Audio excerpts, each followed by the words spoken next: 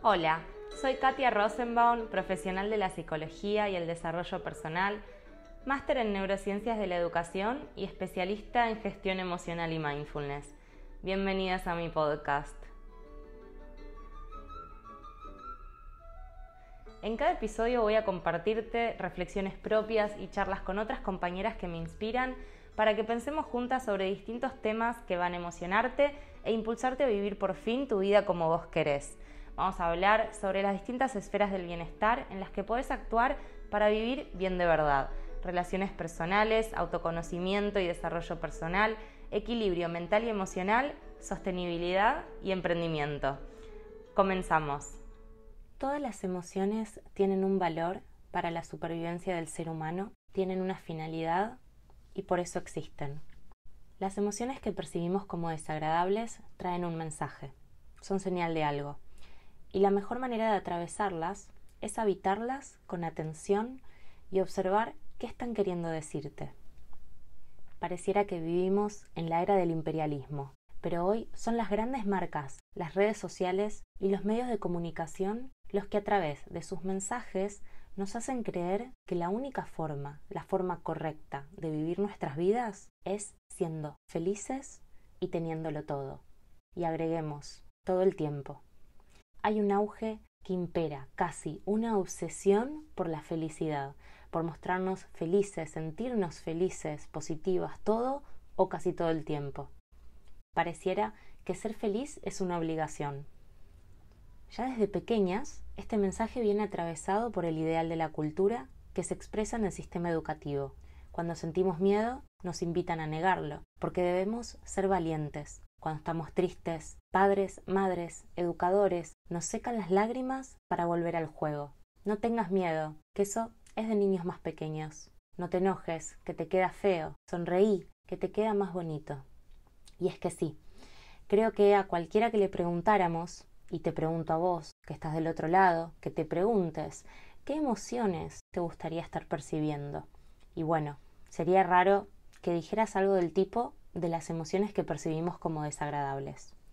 Todas y todos, creo, que elegiríamos, si pudiéramos, emociones que van por la línea del placer, del amor, de la tranquilidad, pero este apego a la felicidad, esta huida de todo lo que produce malestar, está ya demonizando los estados dolorosos, que al final son inherentes a la experiencia humana en su totalidad.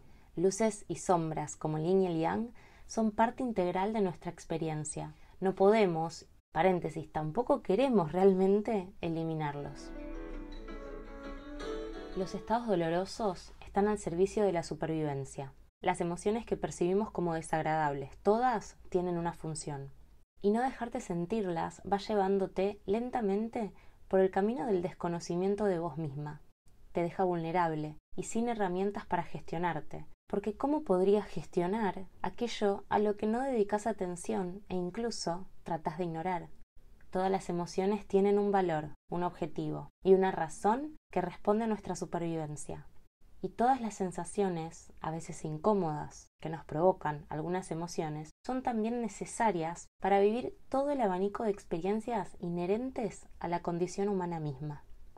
Necesitas permitirte sentir todas las emociones para vivir una vida rica, integrada, más consciente y saludable. Puede ser que entender la finalidad de algunas de estas emociones se te haga un poco difícil. Y es súper normal, porque nuestra sociedad está conceptualizada en torno a una imagen de éxito y positividad que niega totalmente esta gran parte de la vida. Pero la verdad es que cada una de tus emociones tiene una función esencial en tu vida en cada momento que aparece. Y es importante que aprendas a escucharlas. El miedo, por ejemplo, es la emoción más primitiva que tenemos y aparece frente a la percepción real o imaginaria de riesgo o amenaza. Es decir, que te indica sobre algún peligro que luego podemos revisar su dimensión real o aparente, pero es señal de que deberías buscar alguna forma de protegerte. El miedo está asociado a la principal finalidad de cualquier ser vivo, que es la supervivencia, y te invita a la adaptación.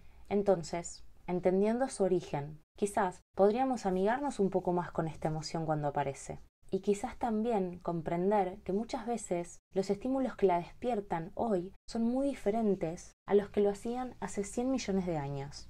Por ejemplo, digamos que el miedo podía aparecer frente a un leopardo en medio de la selva mientras ibas recolectando comida para tu tribu. Pero hoy día, aunque el estímulo sea completamente diferente y quizás la amenaza percibida no sea de vida o muerte, probablemente no lo sea, sino que sea una amenaza social, aún las respuestas en términos biológicos y neuronales siguen siendo las mismas.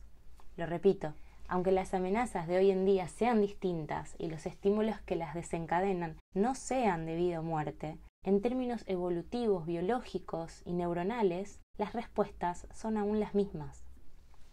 Entonces, cuando aparece esta emoción, es importante revisar con amabilidad la dificultad real de la situación y lo que está en juego. Quizás dar esa presentación frente a un grupo de personas esté generando miedo, provocando una reacción de huida o de parálisis, respuestas típicas de esta emoción. Pero ¿no sería interesante reconceptualizar la situación quizás como un desafío?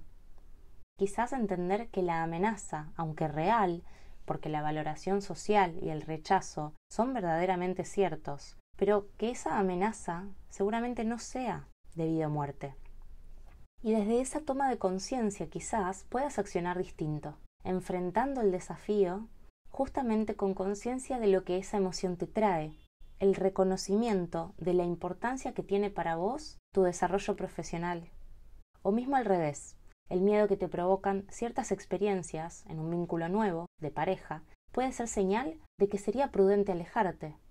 Pero solo haciéndole hueco a esta emoción, dando lugar a sentirla y observando conscientemente la situación, es que vas a poder correrte de ciertas reacciones automáticas o impulsivas para acercarte a decisiones que estén más alineadas a lo que te resulte significativo e importante en tu vida.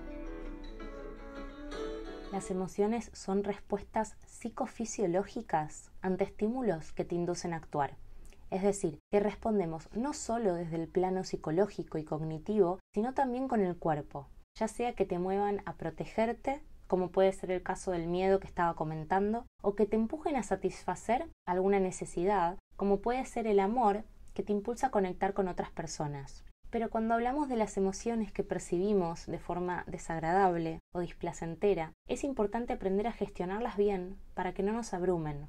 Nadie quiere o necesita realmente aprender a gestionar las emociones que se perciben como agradables, aunque también sería importante saber regularlas, sería interesante aprender a regularlas, teniendo en cuenta que muchas veces la intensidad que se vive hacia un lado luego es reflejo de la intensidad con la que vivimos el opuesto. Pero el primer paso siempre es dedicar mayor esfuerzo a observarlas y tratar de no juzgar lo que aparece.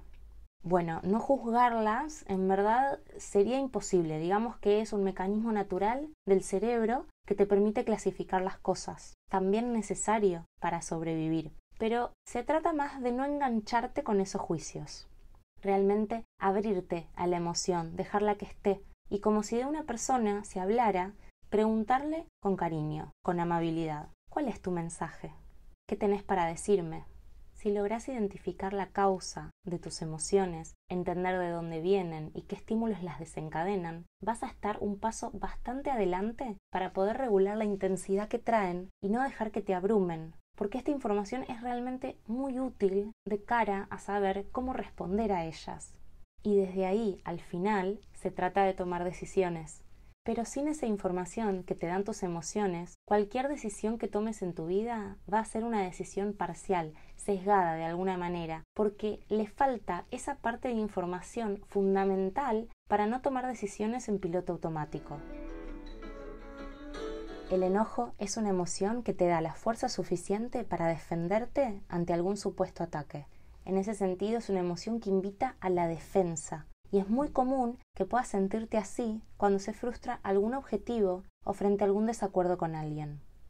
Es interesante prestar atención a esos enojos que a veces aparecen con vos misma, cuando no cumplís tus propias expectativas de cómo deberías haber actuado en alguna situación, lo que deberías haber dicho en otra situación o lo que no deberías haber dicho, y tomar dimensión de ello como para no machacarte con autoexigencias que al final te frenan para ir hacia donde querés.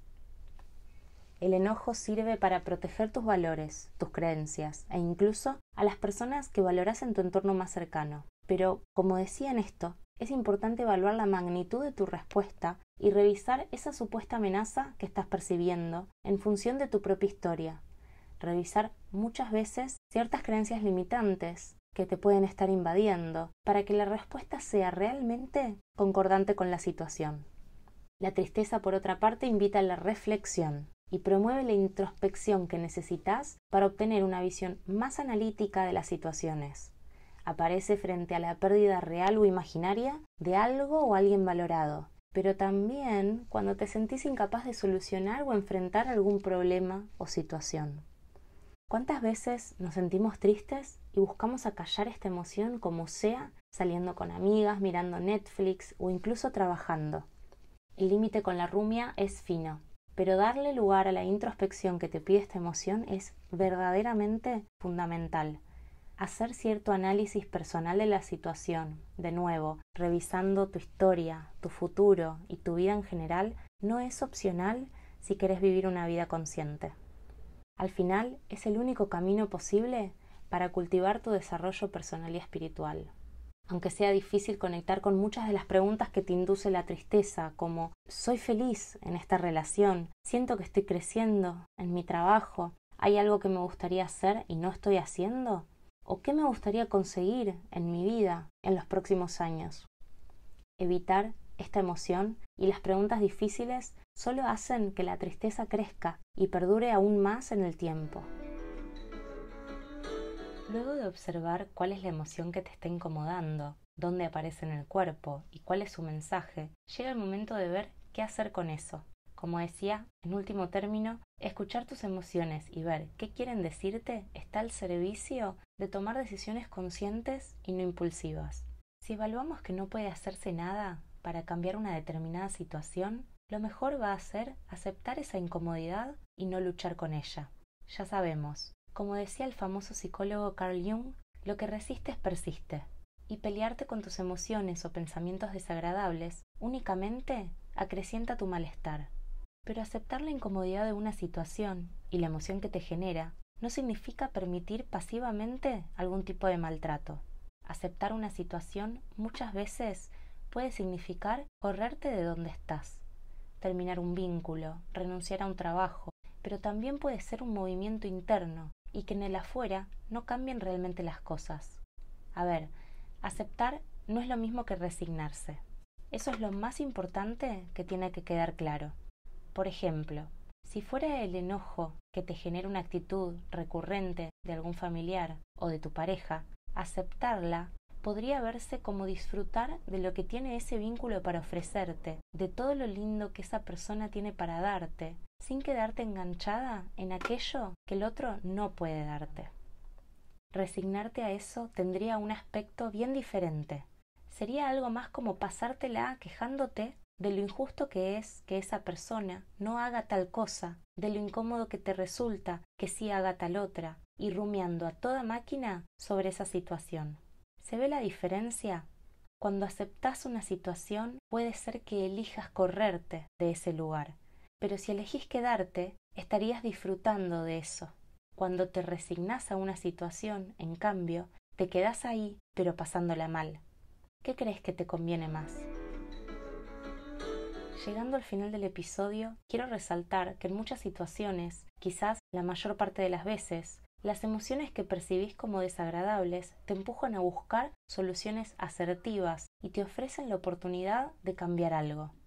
Estas emociones, de alguna manera, son la punta de un iceberg debajo del cual hay otras variables que las originan, y tomar conciencia de ellas va a ser el primer paso para hacer los cambios que necesites hacer. Intentar evitar estas emociones por incómodas o desagradables, entendiendo que no es adecuado o saludable sentirte así, puede ser muy perjudicial porque al final hay que aprender a convivir con esas emociones de una forma más fluida y con compasión.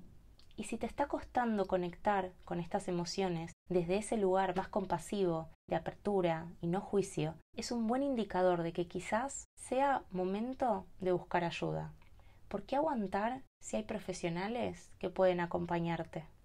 Saber pedir ayuda y hacerlo es una gran fortaleza. La mayoría de las personas salen reforzadas y habiendo aprendido muchas cosas de sí mismas en una terapia.